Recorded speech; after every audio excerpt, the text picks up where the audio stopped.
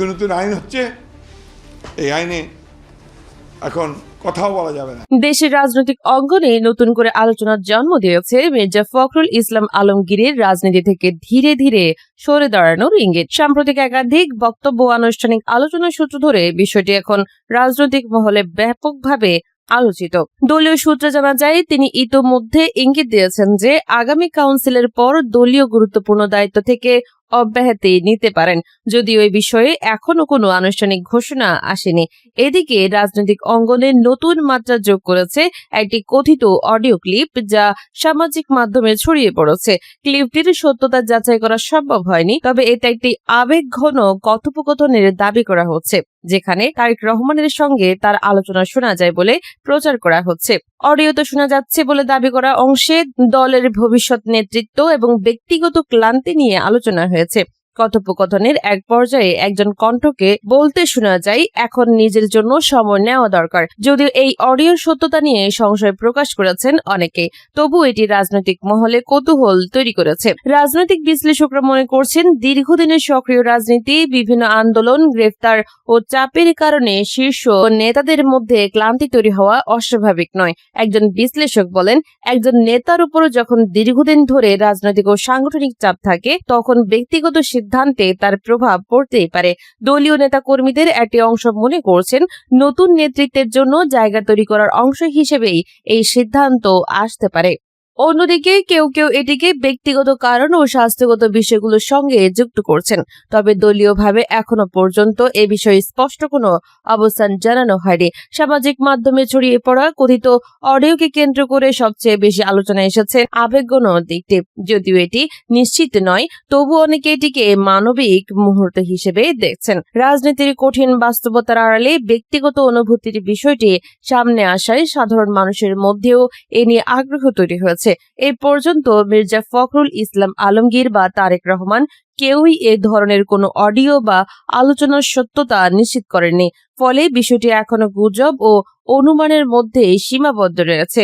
সব মিলিয়ে মির্জা ফখরুলের সম্ভাব্য সরে দাঁড়ানোর ইঙ্গিত বাস্তব আলোচনার বিষয় হলেও এর পেছনের কারণ নিয়ে যেসব নাটকীয় তথ্য ছড়ানো হচ্ছে, সেগুলোর সত্যতা এখনো নিশ্চিত নয়। রাজনৈতিক বিশ্লেষকদের মতে বিষয়টি নিয়ে নিশ্চিত ধারণা পেতে হলে আনুষ্ঠানিক ঘোষণার জন্য অপেক্ষা করাই সবচেয়ে যুক্তিসঙ্গত পদক্ষেপ। সবকিছু মিলিয়ে মির্জা ফখরুল ইসলাম আলমগীরের রাজনীতি থেকে সরে দাঁড়ানোর ইঙ্গিত বাস্তব আলোচনার বিষয় হলেও এর পেছনে প্রচারিত নাটকীয় কারণগুলো এখনো নিশ্চিত নয়। সামাজিক মাধ্যমে ছড়ানো অডিও বা আবেগঘন বর্ণনার সত্যতা যাচাই হয়নি এবং তা নিয়ে বিভ্রান্তি তৈরি হচ্ছে। তারেক রহমানের সংশ্লিষ্টতার দাবিও আনুষ্ঠানিকভাবে প্রমাণিত নয়, তাই গুজবের পরিবর্তে নির্ভরযোগ্য তথ্যের উপর গুরুত্ব দেওয়া জরুরি। সংশ্লিষ্ট পক্ষের স্পষ্ট বক্তব্য না আসা পর্যন্ত বিষয়টি অনুমান নির্ভর হয়ে থেকে যাচ্ছে। সর্বশেষ পরিস্থিতিতে মির্জা ফখরুল ইসলাম আলমগীরের ভবিষ্যৎ ভূমিকা নিয়ে জল্পনা থাকলেও নিশ্চিত সিদ্ধান্ত এখনো সামনে আসেনি। তারেক রহমান সংক্রান্ত আলোচনাও যাচাইবিহীন, তাই নির্ভরযোগ্য সূত্র ও আনুষ্ঠানিক ঘোষণার অপেক্ষাই সবচেয়ে যৌক্তিক।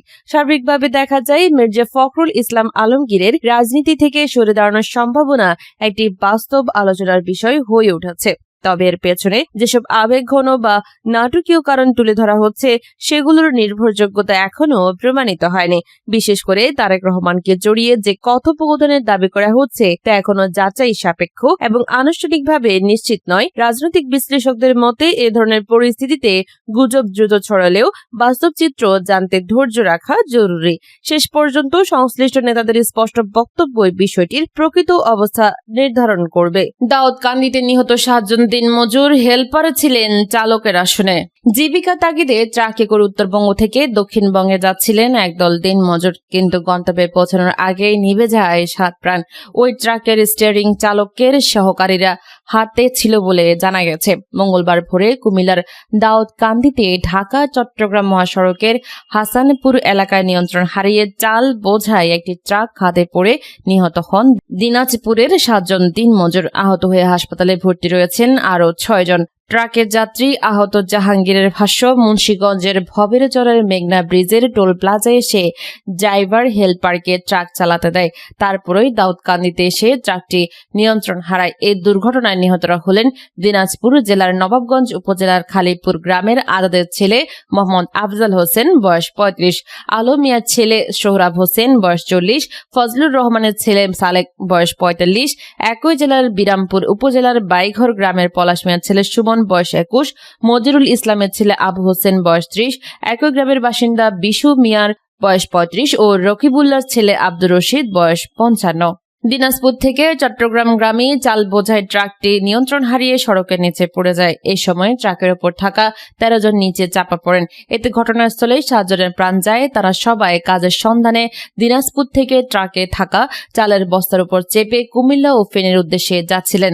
মোহাম্মদ হানিফ নামে আহত আরেকজন বলেন, সবাই ট্রাকের উপরে ছিলাম, কখন সবাই উড়ে পড়ে গেলাম বুঝতেও পারিনি। সবাই কাজের সন্ধানে দিনাজপুর থেকে ট্রাকে করে রওনা হয়েছিলাম। এখন হাসপাতালে আমার হাত ভেঙে গেছে। দাউদকান্দি হাইওয়ে থানার ওসি মোহাম্মদ ইকবাল বাহার মজুমদার বলেন, নিহতদের লাশ দাউদকান্দি হাইওয়ে থানায় রাখা হয়েছে এবং আহতরা গৌরীপুর উপজেলা স্বাস্থ্য কমপ্লেক্স ও বিভিন্ন হাসপাতালে চিকিৎসা নিয়েছেন। নিরাপদ সড়ক চাই দাউদকান্দি উপজেলার সাধারণ সম্পাদক আলমগীর হোসেন বলেন, আহতদের সঙ্গে কথা বলে জেনেছি হেলপার ট্রাক চালাচ্ছিল। পণ্যবাহী যানবাহনে যাত্রী পরিবহন সম্পূর্ণ নিষিদ্ধ। যদি তাদের কেউ বাধা দিত তাহলে এতগুলো প্রাণহানি এড়ানো যেত। কুষ্টিয়ায় পীর হত্যার প্রতিবাদে জিয়াবিতে বিক্ষোভ। ধর্ম অবমাননার অভিযোগে কুষ্টিয়ার দৌলতপুরে দরবার শরীফে পীর শামীম রেজা ওরফে জাহাঙ্গীরকে কুপিয়ে পিটিয়ে হত্যার ঘটনা ও দেশজুড়ে মব সহিংসতার বিরুদ্ধে জাহাঙ্গীরনগর বিশ্ববিদ্যালয়ে বিক্ষোভ হয়েছে। সোমবার বিকেলে বিশ্ববিদ্যালয় শহীদ মিনার চত্বরে কুষ্টিয়ার ঘটনায় বিচার দাবিতে মিছিল ও অবস্থান কর্মসূচি পালন করেন একদল শিক্ষার্থী। অবস্থান কর্মসূচিতে জাবের প্রত্নতত্ত্ব বিভাগের ৫৩ ব্যাচের শিক্ষার্থী দুর্বার আদির সঞ্চালনায় ছাত্র ইউনিয়ন ও বিপ্লবী ছাত্র মৈত্রীর নেতারা বক্তব্য দেন।